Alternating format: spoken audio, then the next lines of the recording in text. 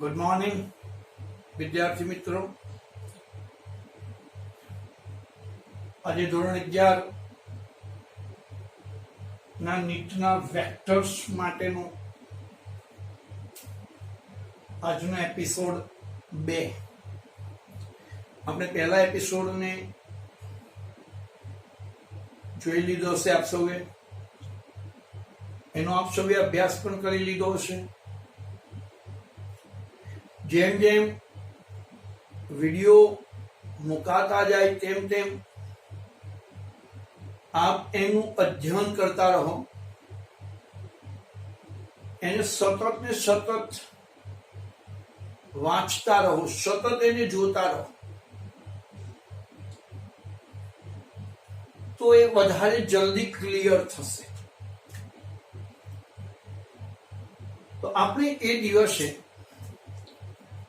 સદિશ શું, અદિશ શું, સદિશ બનવા માટેની પ્રાથમિક જરૂરિયાત કઈ, સદિશ બનવા માટેની શરતો કઈ,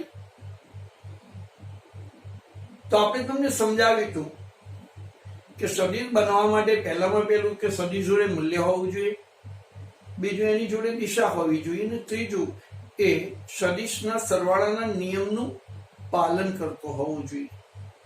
જ્યારે આ ત્રણ શરત ફૂલફિલ થાય ત્યારે આપણે એ ભૌતિક રાશિને સદિશ તરીકે લઈ શકીએ. આપણે વિદ્યુત પ્રવાહ નામનું ઉદાહરણ જોયું હતું કે વિદ્યુત પ્રવાહમાં શું હતું મિત્રો? મૂલ્ય પણ હતું, દિશા પણ હતી. પણ પ્રોબ્લેમ શું હતો કે સદિશના નિયમોનું સરવાળાના નિયમોનું પાલન નહોતો કરી શકતો. એટલા માટે વિદ્યુત પ્રવાહને આપણે કઈ રાશિ તરીકે લીધેલી? અદિશ. તો આ બધા અભ્યાસ બાદ આજે આપણે સદિશને કેવી રીતે દર્શાવાય એનો આજે આપણે અભ્યાસ કરવો છે. યાદ રાખજો, ફરી પણ એકવાર કહી દઉં છું કે સદિશને સમજવું એટલે ભૌતિક વિજ્ઞાનના હૃદયને ઓળખવા જેવું છે. સદિશ એ ભૌતિક વિજ્ઞાનનું હૃદય છે. એટલે આપણે હૃદયને ઓળખી લઈએ ને આપણે બધું કામ પૂરું થઈ જાય. તો યાદ રાખો, સદિશને કેવી રીતે દર્શાવાય? આપણા મગજમાં આવવું જોઈએ કે how we indicate the vector. આપણે સદિશને દર્શાવવા માટે શું કરવું જોઈએ? કારણ કે એની જોડે મૂલ્ય પણ છે, દિશા પણ છે. તો સૌથી પહેલા જે તે ભૌતિક રાશિની સંજ્ઞા લો, મગજમાં ફિટ કરી લો કે આપણે જે ભૌતિક રાશિ સદિશ છે એનું નિરૂપણ કરવું છે. તો સૌથી પહેલા સદિશ ભૌતિક રાશિની આપણે સંજ્ઞા લઈ લેવાની. દાખલા તરીકે બળ વાત થાય તો આપણે એફ લખવાનું. દાખલા તરીકે વેગની ચર્ચા થતી હોય તો વી લખવાનું. દાખલા તરીકે મિત્રો પ્રવેગની ચર્ચા થતી હોય તો એ લખવાનું. એટલે તમારો સ્ટેપ નંબર 1 કે જે તે ભૌતિક રાશિની સંજ્ઞા લો. નંબર 2, સ્ટેપ નંબર 2,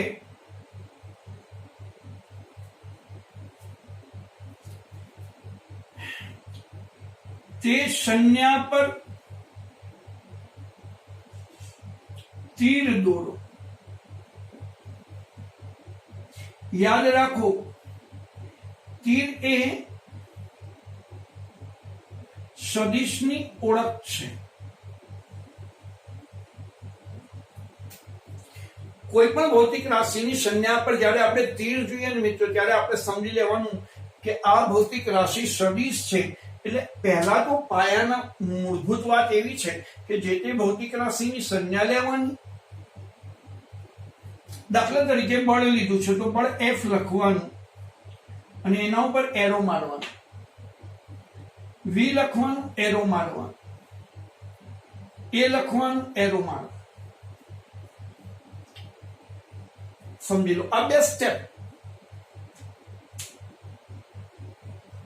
પરંતુ આપણે કોઈ પણ ભૌતિક રાશિને ભૌમિતિક રીતે કઈ રીતે દર્શાવી શકીએ?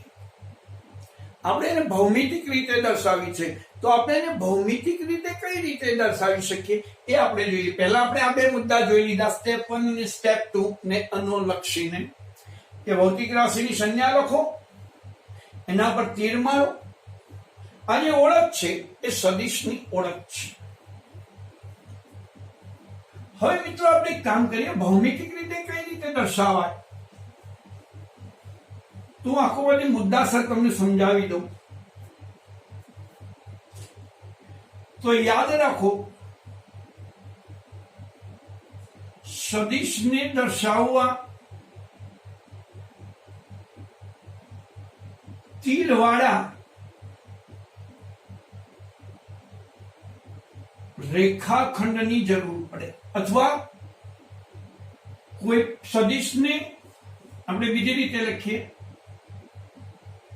તીરવાળા રેખાખંડ દ્વારા દર્શાવી શકીએ. આપણે તીરવાળો રેખાખંડ લઈએ અને આપણે એના વડે એને દર્શાવીએ. દાખલા તરીકે આ છે,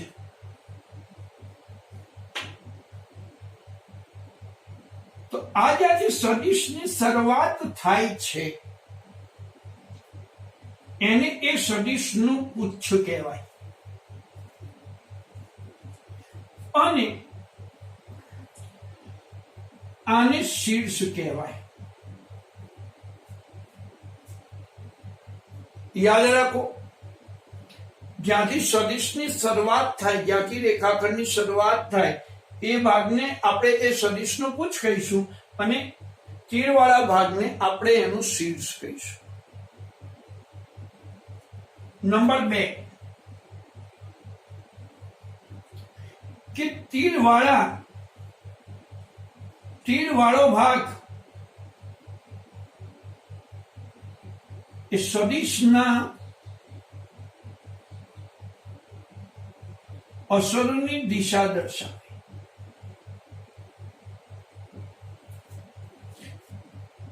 યાદ રાખવાનું, આપણે નોર્થ, સાઉથ, ઈસ્ટ અને વેસ્ટ આપણા બોર્ડ માટે આ સ્ટાન્ડર્ડાઇઝ છે.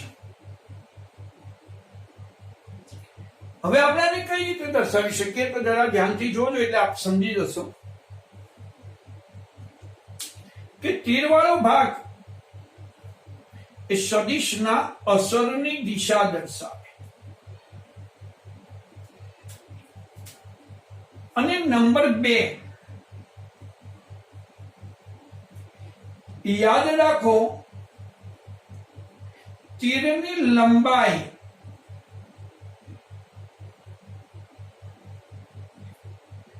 એ સદિશનું મૂલ્ય દર્શાવે.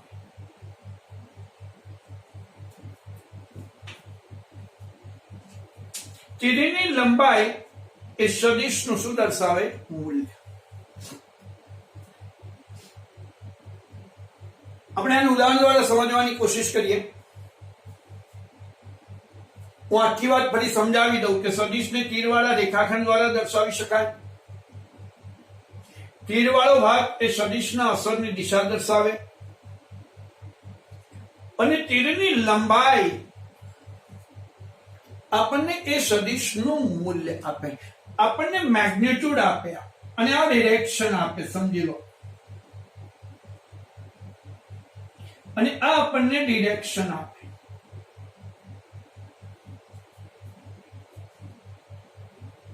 ખ્યાલ આવી ગયો?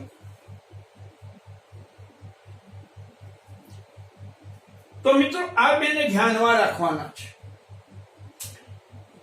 હવે આપણે ઉદાહરણ દ્વારા સમજીએ કે એની કઈ રીતે લખાય, સદિશના મૂલ્યને કઈ રીતે લખાય, સદિશની દિશાને કઈ રીતે આપણે દર્શાવાય, એ જરા ધ્યાનથી જોજો. તો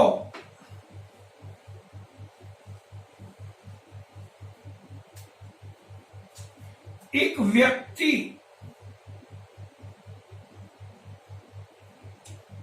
પૂર્વ દિશામાં 5 મીટર પ્રતિ સેકન્ડના વેગથી ગતિ કરી એ સ્થાનેથી બી સ્થાને જાય છે. આપણે એને ભૌમિતિક રજૂઆત કરવી છે. ફરી એક સ્ટાન્ડર્ડ વાત લખી દઉં છું. નોર્થ, સાઉથ, ઈસ્ટ અને વેસ્ટ. એક વ્યક્તિ પૂર્વ દિશામાં 5 મીટર પ્રતિ સેકન્ડના વેગથી ગતિ કરી એ સ્થાનેથી બી સ્થાને જાય છે. એટલે આપણા મગજમાં એક વસ્તુ સમજી લો કે આપણે વેગનો સદિશ દર્શાવવાનો છે.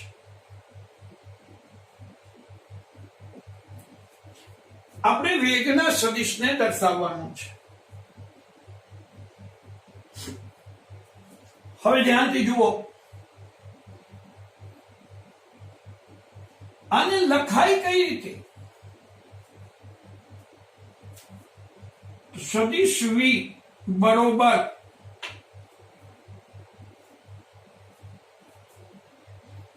5 મીટર પ્રતિ સેકન્ડ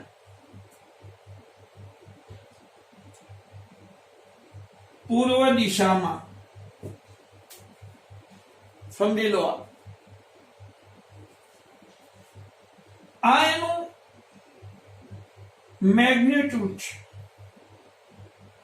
એટલે કે મૂલ્ય છે, અને આ એની દિશા છે.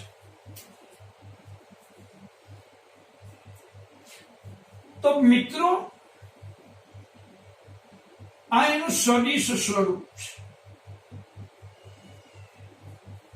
આવું લખાય, પણ આપણે એને ભૌમિતિક નિરૂપણ કઈ રીતે કરાય? તો સમજી લો, એનું મૂલ્ય બોલો 5 મીટર પ્રતિ સેકન્ડ છે. એનો મતલબ આપણા મગજમાં ફિટ થઈ ગયું કે સદિશની લંબાઈ 5 રાખવી પડશે.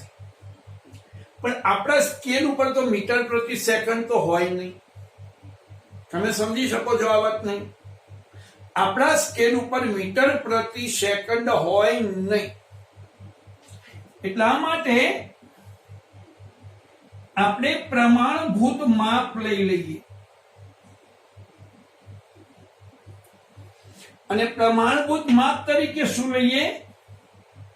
1 સેન્ટીમીટર બરોબર 1 મીટર પ્રતિ સેકન્ડ. એનો મતલબ કે મારે 5 સેન્ટીમીટર લાંબો સદિશ દોરવો પડે.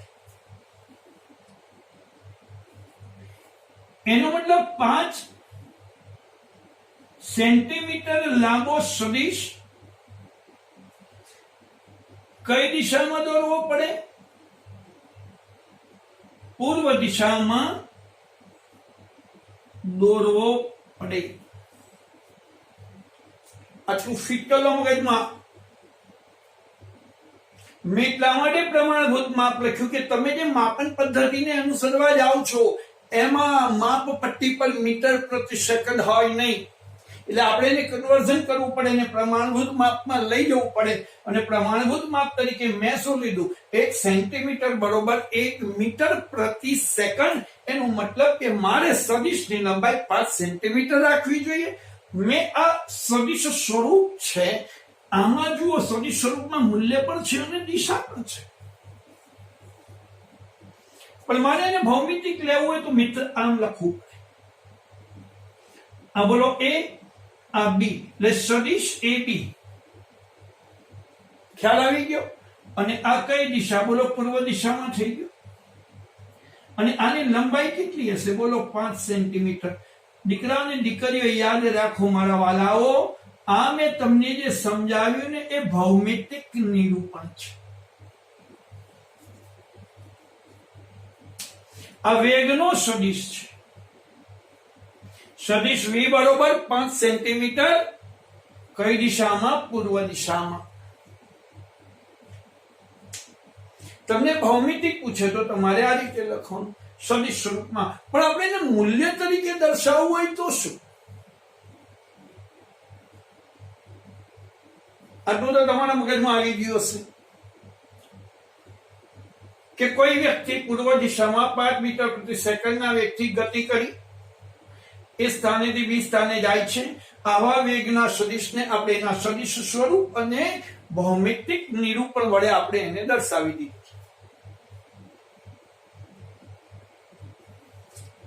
હવે આપણે એને મૂલ્ય તરીકે લેવું હોય તો શું? તો યાદ રાખો, સદિશનું મૂલ્ય માનાંકમાં એ સદિશ વડે દર્શાવાય. દાખલા તરીકે મારે આને દર્શાવવું છે, મારે આ સદિશનું ખાલી મેગ્નિટ્યુડ દર્શાવવું છે. તો brothers and sisters, boys and girls, મારે બોલો આવું દોરવું પડશે અને આની બાજુમાં મારે લખવું પડશે v બરોબર 5 મીટર પ્રતિ સેકન્ડ. મિત્રો એક વાત યાદ રાખજો, અહીં હું ખાનગીમાં કહું છું, અહીં દિશા લખવી નહીં. કારણ કે મૂલ્યની બાજુમાં દિશા નહીં હોય. હા, સદિશ સ્વરૂપ હશે ત્યાં મૂલ્ય પણ હશે અને દિશા પણ હશે. But when we write down the magnitude of the vector, there is no direction. આપણે એને દિશા વડે દર્શાવી શકીએ. સમજી લો, ઘણી વાર એવું બને છે કે એને ડાર્ક અક્ષર v વડે દર્શાવાય છે, માનાંક નથી લખતા. પણ મોટા ભાગે આપણે આનો ઉપયોગ કરીએ છીએ. મોટા ભાગના કેસમાં આપણે આનો ઉપયોગ કરીએ છીએ. સદિશ v બરોબર માનાંક v બરોબર 5 મીટર પ્રતિ સેકન્ડ. દીકરાઓ, અહીં દિશા લખવી નહીં.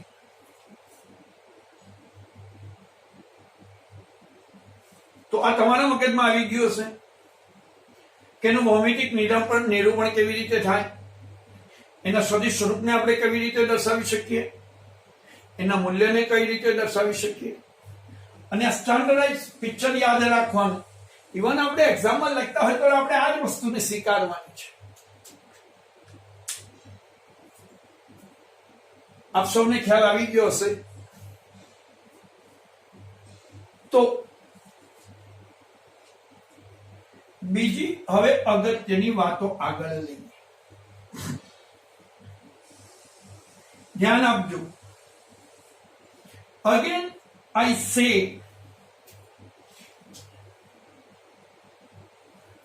vector is a heart of physics.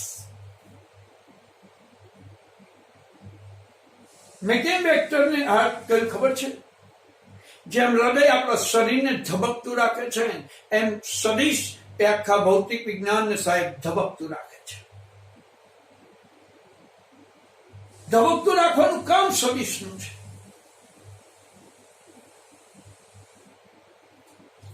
ફરી કહી દઉં કે જ્યારે તમે માનાંક લખો છો, you write down only મૂલ્ય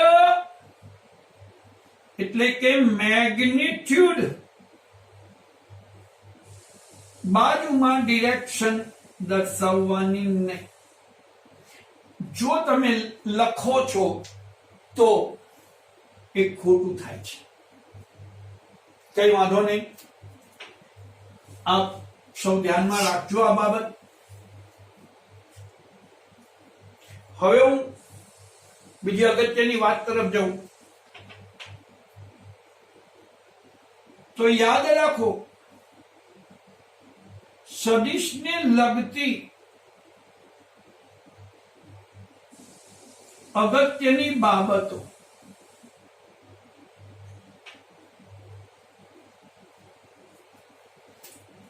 સદિશને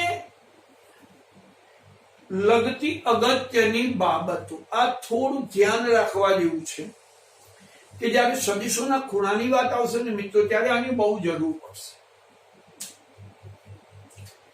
પહેલું કે સદિશને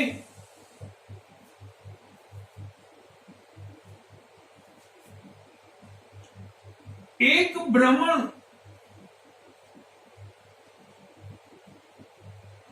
પૂરું કરાવવામાં આવે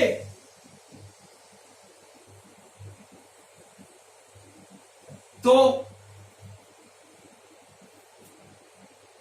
યાદ રાખજો સદિશની દિશા કે મૂલ્ય બદલાય નહીં.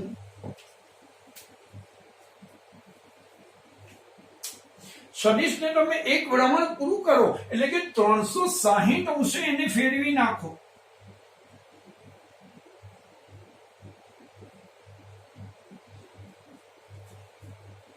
સદિશને 360 નું તમે ભ્રમણ આપો ને સાહેબ તો સદિશની દિશા કે મૂલ્ય બદલાય. ઘૂમતો સદિશ છે મિત્રો, આ સદિશ છે. ચાલો થોડું લાંબુ થઈ ગયું, એને આમ ભ્રમણ કરાવો અને પાછો લાવી દો. આ બચારું અહીં જાય, હવે જેન અહીં જાય, હવે જેન અહીં જાય અને આ અહીંયા આવી જાય. બ્રધર્સ એન્ડ સિસ્ટર્સ, બોલો તમે 360 નું મુવમેન્ટ કરાવ્યું કે નહીં? તમે 360 નું મુવમેન્ટ કરાવો છો. હું તો કહું છું તમે 2π જેટલું એન્ગ્યુલર ડિસ્પ્લેસમેન્ટ કરાવો છો, એટલે કે કોણીય સ્થાનાંતર કરાવો છો.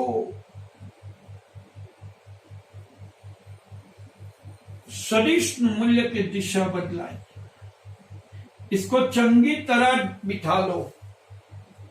पंजाबी भाषा ये वहीं का वहीं आ जाएगा.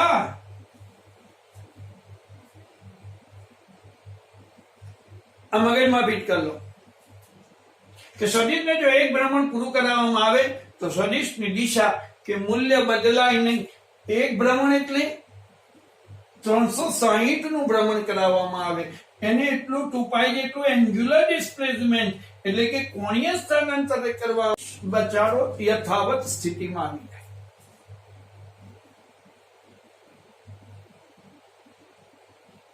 મગજમાં અને લોક કરો.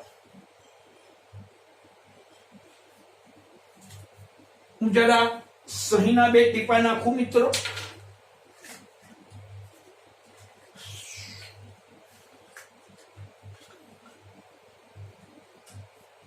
ઘરે વાંચો, ખૂબ મહેનત કરો. ડોક્ટર બનવાના જે તમારા ડ્રીમ છે એ પૂરા કરવા અમારો પૂરો સહયોગ છે મિત્રો, યાદ રાખજો. આપણે તો નેચરલ માણસ છીએ, ખ્યાલ આવી ગયો? ચલો બચ્ચા, नंबर 2,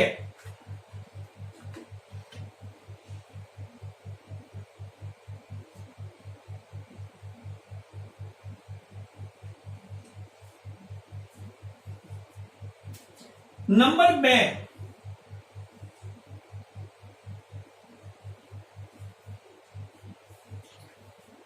के सदिश નો સ્થાન બદલી શકાય,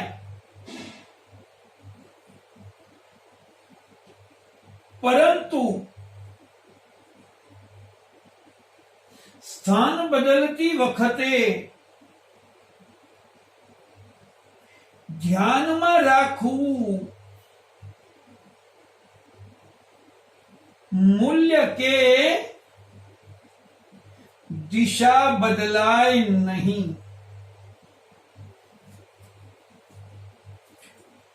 અને પેરેલલ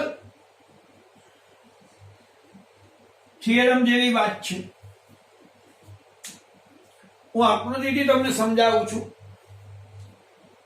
કે સદિશનું સ્થાન બદલી શકાય। તમે સદિશને એક જગ્યાએથી બીજી જગ્યાએ મિત્રો ડ્રો કરી શકો, પણ તમારે યાદ રાખવાનું કે સદિશને બદલતી વખતે તમારે એનું મૂલ્ય કે દિશા બદલવાની નહીં। આપણે એની સાથે કોઈ છેડા નહીં કરવા। માઇન્ડ વેલ।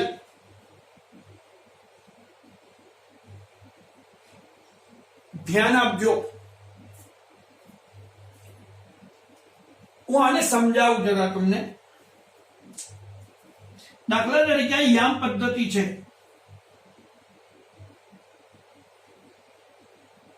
તો એક સદિશ એને મેં અહીં દોરેલો છે, જેની લંબાઈ 2 એકમ છે। થોડું મોટું દોરું નહીં।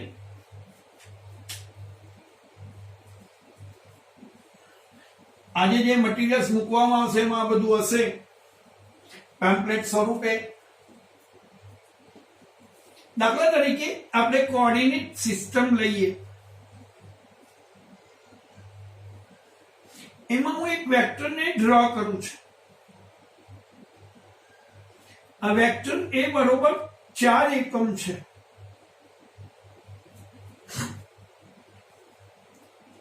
મારે આ સદિશને ઉઠાવીને અહીં લઈ જવો છે, તો મારી ઈચ્છા એવી થાય કે હું આમ દોરું, ના નહીં। તમારે આ સદિશને અહીંથી લઈ જવા તો કોઈ વાંધો છે નહીં, પરંતુ આને સમાંતર જ સદિશ દોરવાનું। થોડુંક વાઘું પાછું દેખાય, ટેન્શન ના કરતા।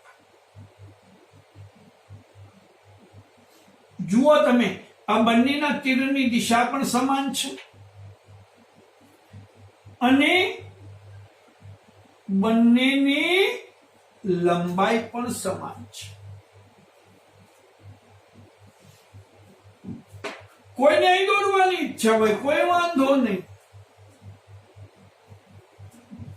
આ એ બરોબર 2 એકમ છે। નો ટેન્શન। તમે આ સદિશ અહીં દોરી શકો।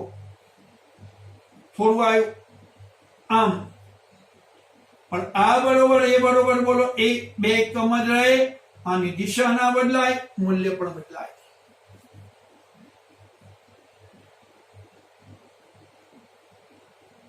દાખલા તરીકે યામ સમતલ નથી, કોઈ સદિશ આમ છે, નો પ્રોબ્લેમ। હું આ સદિશને બોલો આ દિશામાં લઈ જઈશ। पैरेलल वेक्टर्स बनावा पड़े। मैंने कुछ आपको कह दिया, पैरेलल वेक्टर्स बनावा पड़े, इन्हें समांतर। एनी दिशा नहीं बदलवानी, एनु मूल्य नहीं बदलवानु। सदिशનું તમે સ્થાન બદલી શકો અને જરૂર પડશે મિત્રો। કેમ પડશે હું આજે તમને જ્યારે દાખલા ગણાવીશ ત્યારે તમે સમજી શકશો કે સાલી કેમ જરૂરિયાત છે। સદિશનું સ્થાન બદલવાની જરૂરિયાત ક્યારે પડે છે, પેરેલલ વેક્ટર્સ ક્યારે જરૂરી છે। ધેટ ઇઝ ઇમ્પોર્ટન્ટ, એ જરૂરી છે। कोई हरिनो लाल वड़ी के અહીંયા કઈ વાંધો નહીં, લેને બાપુ। मित्रों देखो, इनका थीटा भी बोलो सेम रहता है, एनो खूणो पण बोलो समान। आ सदिशનું બીજું લોજિક કે તમે સદિશનું સ્થાન બદલી શકો, સદિશનું મૂલ્ય કે દિશા તમે બદલી શકો નહીં। તમારી ઈચ્છા ગમે ત્યાં લઈ જવો હોય તો લઈ જાઓ, પણ એની અસર એટલા જ મૂલ્યની એ જ દિશામાં આપવી પડે. આપણા હાથમાં નથી. આ એનું બીજું લોજિક છે.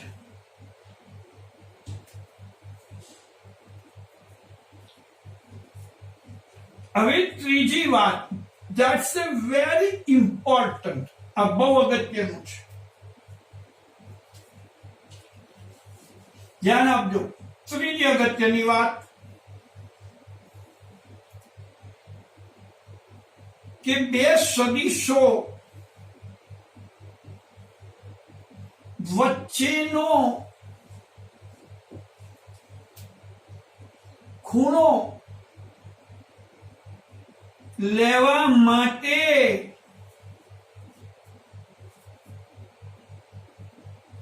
બે સદિશોની નિર્ણયના ઉચ્ચ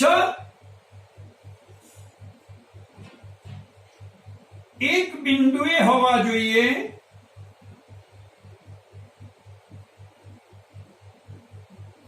અને તેમાં બનતા ખૂણામાંથી નાનો ખૂણો બે સદિશો વચ્ચેના ખૂણા તરીકે લેવામાં આવે. આ યાદ રાખજો મિત્રો, આ બહુ જરૂરી છે. આપણે અહીંયા ગજબની ભૂલો કરીએ છીએ સાહેબ, ગજબની. સમજી લે.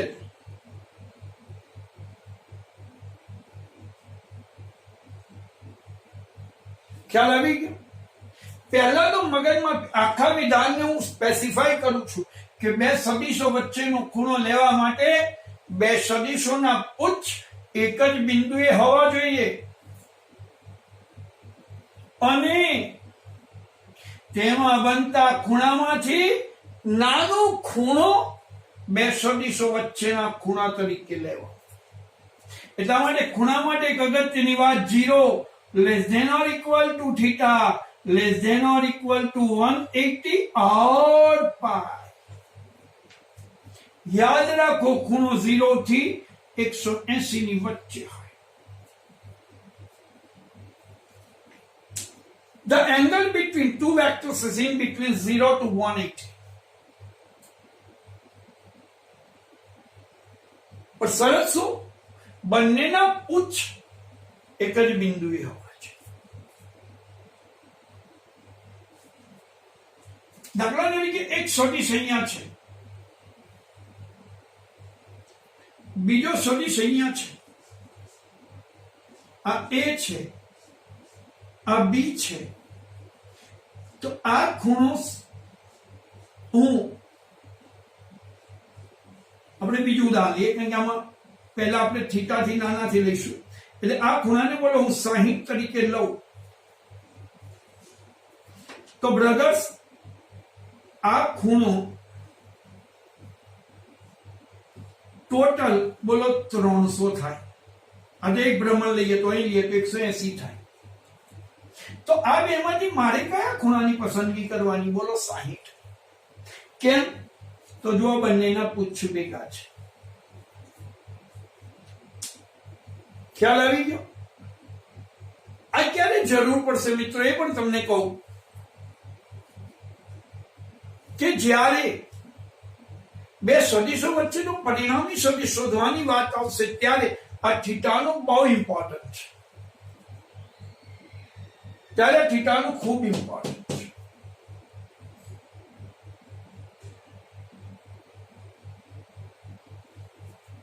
તમે એવું વિચાર્યું કે સર સામેની બાજુ લો, પણ આપણે તો આખું ભ્રમણ લેવું પડે. અહીં લો તો આ ખૂણો બોલો 120, પણ આપણે તો નાનો ખૂણો પસંદ કરવો પડે. એટલે આ ખૂણો કેટલો થાય બ્રધર્સ એન્ડ સિસ્ટર્સ? બોલો 300 ડિગ્રી થાય. પણ મારે કયા ખૂણાની પસંદગી કરવી પડે? 60. પરિણામી શોધવા માટે મારે 60 જ લેવું.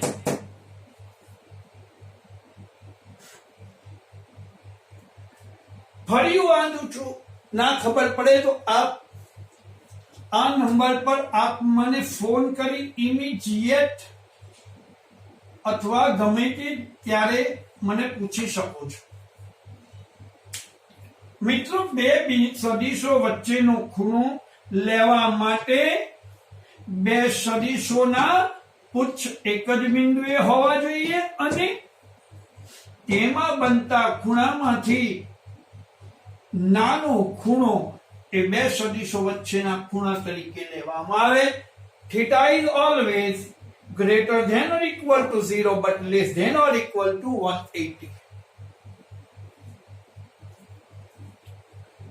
આપણે સદિશને લગતી આ બહુ જ અગત્યના 3 મુદ્દા જોયા. ધ્યાન આપજો.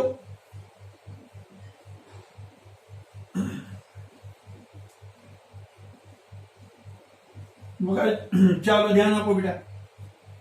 દાખલા તરીકે એક સદિશ અહીંયા છે, એક સદિશ અહીંયા છે.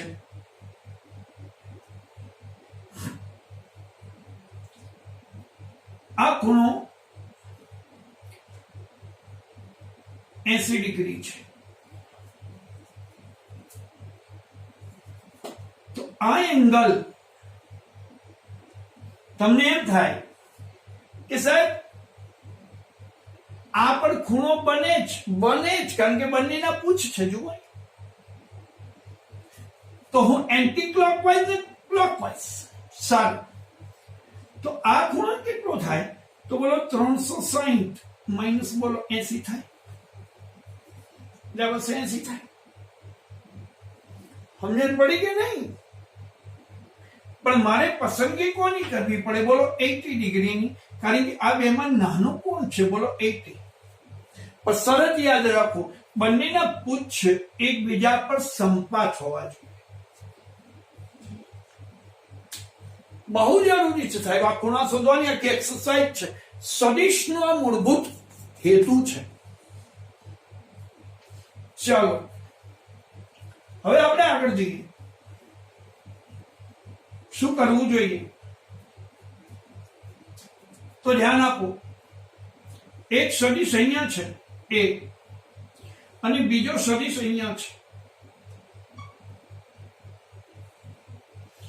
અને આ ખૂણો 120 છે.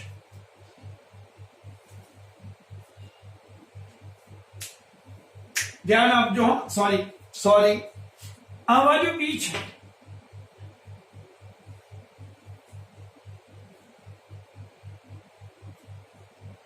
હવે તમારા મગજમાં એવું થાય કે સાહેબ આ કોણ?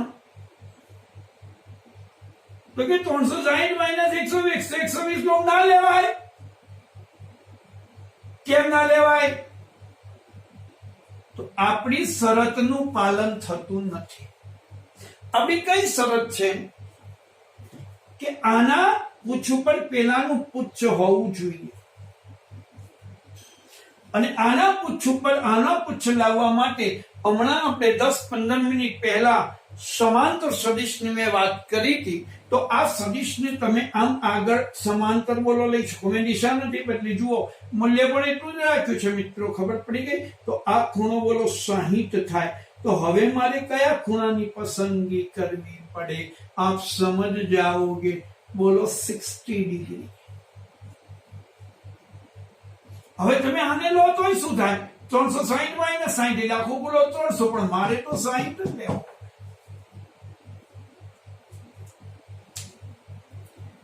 મિત્રો ખ્યાલ આવે છે કે નથી આવતો દીકરાઓ?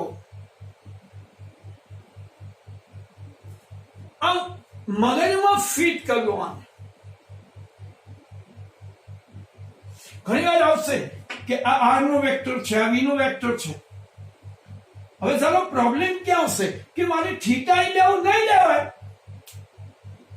એટલે મારે આને સમાંતરથી આગળ એક્સટેન્ડ કરવો પડશે અને આને થીટા લેવો પડશે. ઘણા બધા ચેપ્ટર્સમાં આનો યુઝ છે.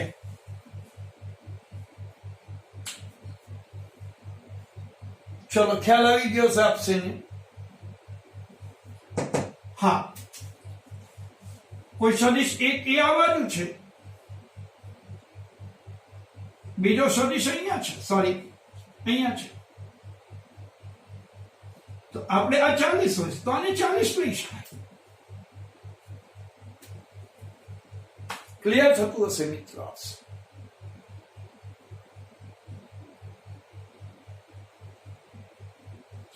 આવડવું જોઈએ મિત્રો, આ જરૂરી છે. તો આ અહીંયાથી ત્રીજો મુદ્દો અગત્યનો. હવે આપણે આગળ જઈએ અને નેક્સ્ટ જે આપણો અભ્યાસ છે, હવે એક્સરસાઇઝમાં દાખલા આવશે ભાઈ, એટલે ધ્યાનથી જોજો. ફરી એક વાર સમજાવી દઉં કે આ a બરોબર જે હોય એક્સ વાય, અહીંયાથી આ વેક્ટર જો આના પૂછપર પેલાનું શીર્ષ છે, નહીં ચાલે. તમારો આ એંગલ 120 નો છે પણ નહીં લેવાય, તો મારે શું કરવું પડે? તો આને મારે એક્સટેન્ડ કરવો પડે, જે આપણા બીજા નિયમ પ્રમાણે. તો હવે આ બંનેના પૂછ ભેગા થઈ ગયા, તો આ 180 minus 110, so that is 60. How now the total angle is 300, but no, which is smaller, 60 degree. So we select 60 degree. તમારે રિઝલ્ટ 60 ડિગ્રી જ લેવું પડે. આ ધ્યાન આપજો બેટા.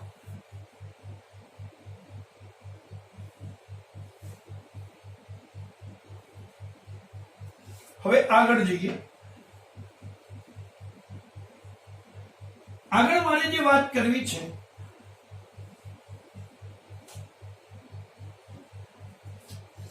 એ છે સદિશોના પ્રકારો.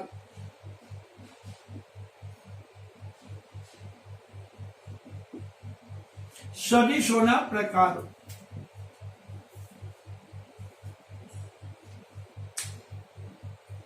ઘણા બધા પ્રકારો છે સદિશોના.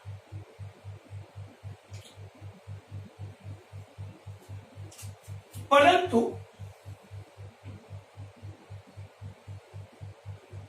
પહેલા સદિશ તરીકે હું સમાન સદિશ લઈશ.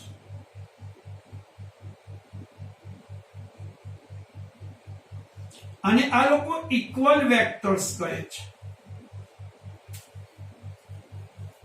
શું કહે છે? Equal vectors. દાખલા તરીકે એક સદિશ આ બાજુ છે, એ 2 એકમ લંબાઈ ધરાવે છે. સદિશ બી પણ 2 એકમ લંબાઈ ધરાવે છે.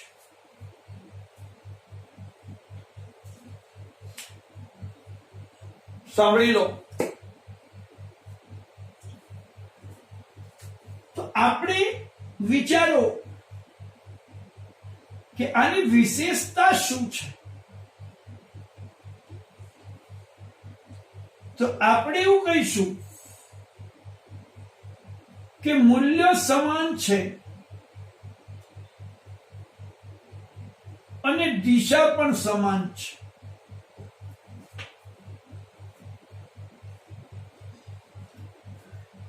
અને મિત્રો આ બંનેની શરતને લીધે એનું થીટા બોલો 0 થશે.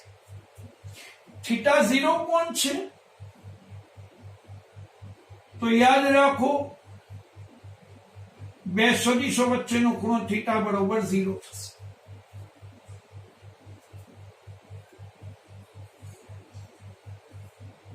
તો આપણે શું વ્યાખ્યા આપી શકીએ કે સમાન મૂલ્યના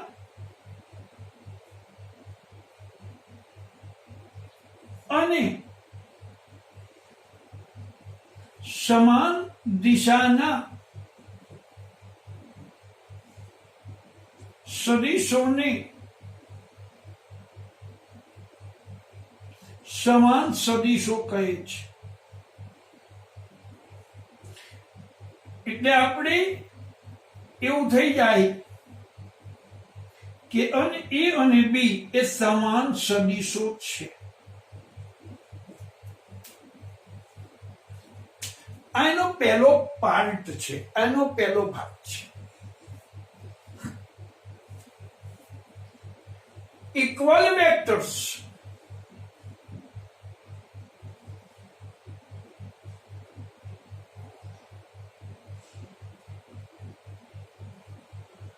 ए बरोबर 2 बी बरोबर 2 विशेषता शू मूल्य समान दिशा समान.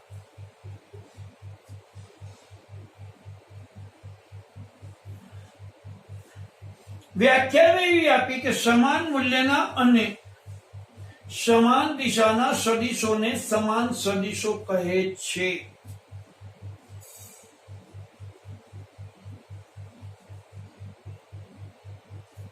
तो अपना मगज में एक वस्तु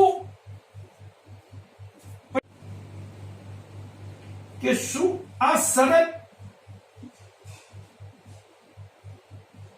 पूर्ण छे. शू का तो आटली शरत होय तो ए समान सदिश ज होय.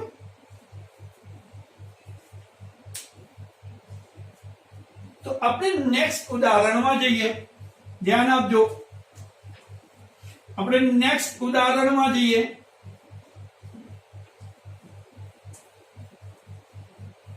અને મિત્રો હું બે સદિશ દોરું છું.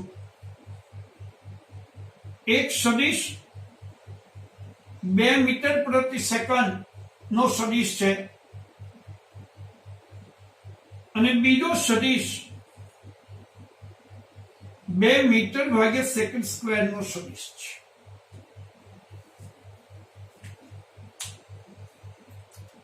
तमारी सामे में 2 वेक्टर्स दौड़्या छे. थोड़ू घारू लाग्યું करू बापा.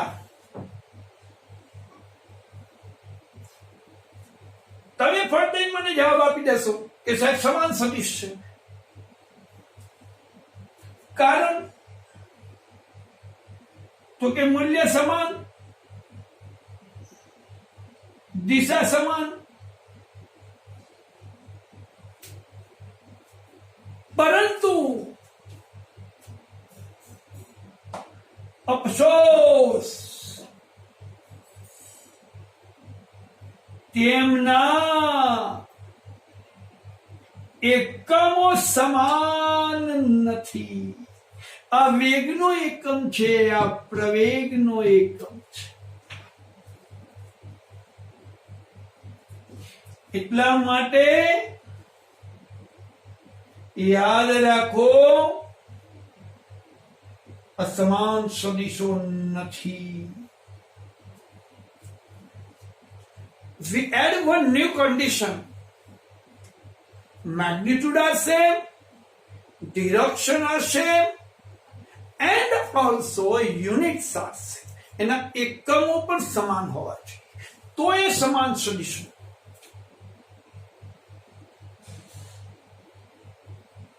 Yes or no? એ સમજો. ખ્યાલ આવી ગયો છે મિત્રો?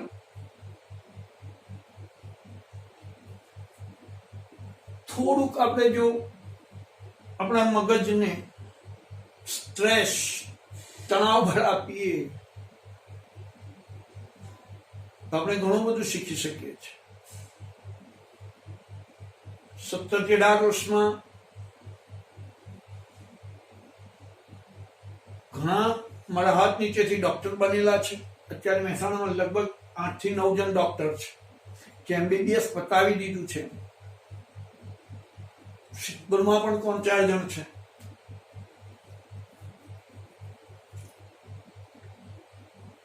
તમારે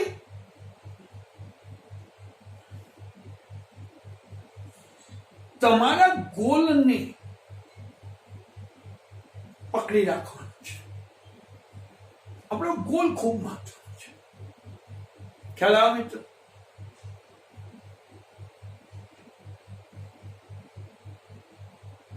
તમે બધાને હું જોઈ નહીં શકતો, પણ હું ખૂબ આનંદની લાગણી અનુભવું છું, ખૂબ સેન્સિટિવ છું, ખૂબ આનંદ લે. મને એમ એવું લાગે કે સાહેબ હું મારા બાળકને જોઈ નહીં શકતો સામે. મને વિદ્યાર્થીઓ ખૂબ પ્રિય છે, અતિ પ્રિય છે. ચાલો चलते हैं आगे. ए भाई भाई भाई भाई भाई ध्यान ए बराबर 3 એકમ અને b બરાબર 2 એકમ. હવે આપણે આને જવા દઈએ. સમજી લો, મારે કઈ કમ્પેરિઝન કરીને કંઈક નવું આપવું છે.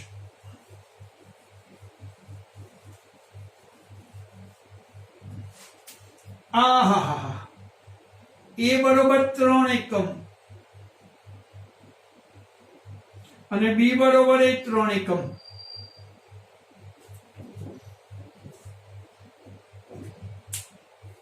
તમને હું કહીશ કે આ બંનેની કમ્પેરિઝન કરો, બંનેની સરખામણી કરો. તમે તરત જ કહેશો you are all are brilliant student કે સાહેબ આમાં મૂલ્ય પણ સમાન છે, દિશા પણ સમાન છે, એકમ પણ સમાન છે.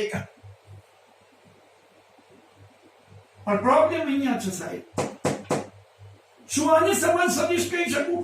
ના. અહીં દિશા સમાન છે પણ મૂલ્ય સમાન નથી. એકમ તો જ્યારે કોઈ પ્રોપર સદિશ દોરીએ ત્યારે વાત થાય, ત્યારે તો સ્ટાન્ડર્ડાઇઝ માપ એકમ લઈએ છે. દિશા સમાન છે, મૂલ્ય સમાન નથી. એટલા માટે યાદ રાખો, આ સદિશને સમાંતર સદિશો કહે છે.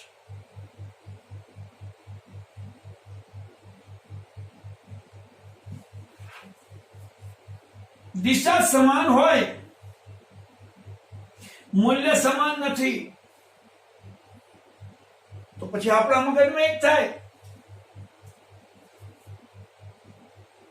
કે સાવ આવું હોય તો ના લેવાય.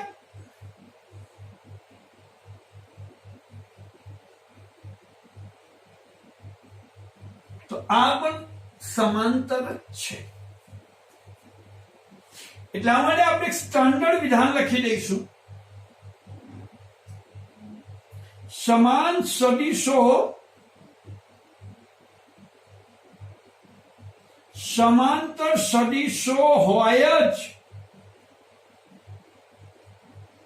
પરંતુ સમાંતર સદિશો સમાન સદિશ હોય કે ના પણ હોય.